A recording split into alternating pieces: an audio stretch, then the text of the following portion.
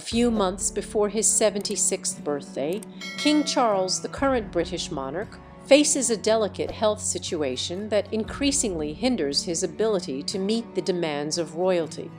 Although the king tries to reassure his subjects with optimistic statements such as "I'm not that bad," the reality seems quite different.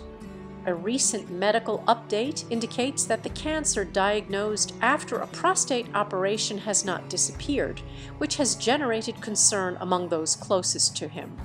Despite the government of His Majesty hoping for a gradual recovery, the latest medical examinations have revealed less encouraging results. According to reports, the treatment will need to be prolonged, putting even more pressure on the already fatigued monarch.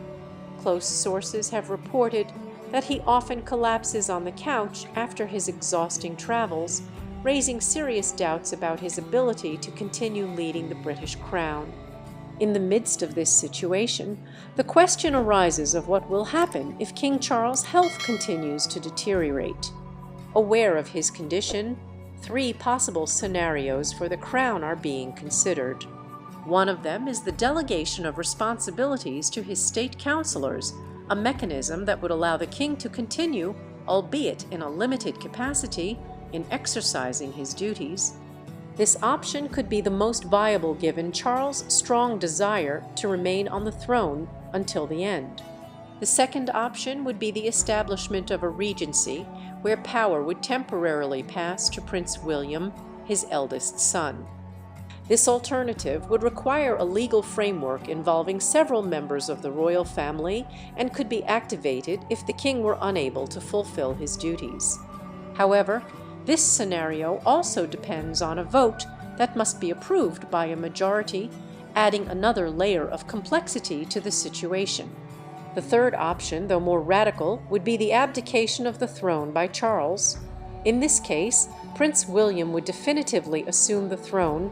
Given the king's determination to remain in his position, this path seems unlikely in the short term. However, the progression of his illness has led many to consider that, at some point, it may become inevitable.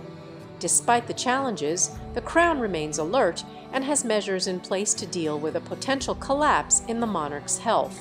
The Regency Act of 1937 already contains provisions for such eventualities, including the possibility that the king's siblings, Edward and Anne, could perform official duties if necessary. This legal framework ensures that the stability and continuity of the monarchy are not compromised, even in times of crisis. Although the future of the monarch and the British crown remains uncertain, the king's health is a reminder that despite the pomp and honor surrounding the monarchy, life and death affect everyone, even those who wear the crown. Meanwhile, the British people and the world will continue to watch how this situation unfolds, hoping that King Charles regains his strength and that decisions are made to ensure the continuity of the British crown.